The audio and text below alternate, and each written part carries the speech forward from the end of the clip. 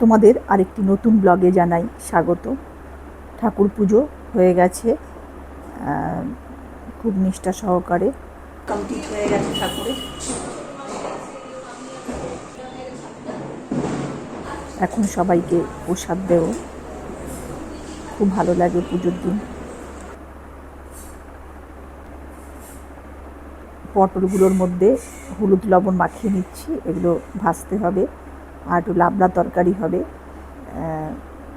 কালী পুজোর দিন প্রতি বছরই খিচুড়ি রান্না করি বাড়িতে, আর বিভিন্ন ধরনের ভাজা, লাবড়া তরকারি, আলু কফি দিয়ে একটা রসা করা হয়। কালী পুজোর দিন বাড়িতে খিচুড়ি হবে না, এটা তো হতেই পারে না। খিচুড়ি 5 রকম ভাজা, লাবড়া তরকারি, আলু কফি, রসা, চাটনি, পায়েস, এসব তো হয়ই। খুব ভালো লাগে। আর ঠাকুর পুজোর দিন খুব খাটনি ভীষণ হয়, সব কাজ একা হাতে করতে হয়। ঠাকুর পুজোর সমস্ত কিছু রেডি করে বানানো, সেগুলোকে সাজিয়ে দেওয়া, প্রদীপ সাজানো, বাড়িতে তো তিলের নাড়ু, চিড়ার মোয়া, মুড়ির মোয়া আর খইয়ের উপরা করেছি, সেগুলো ঠাকুরকে পুজো দেবো। বাড়িতে সব কিছু নিজে যেহেতু করতে ভালোবাসি, সব কিছু নিজে পারি, আর খুব টেস্ট হয় সব কিছুই। বেগুনগুলো ভাজা হয়ে গেল,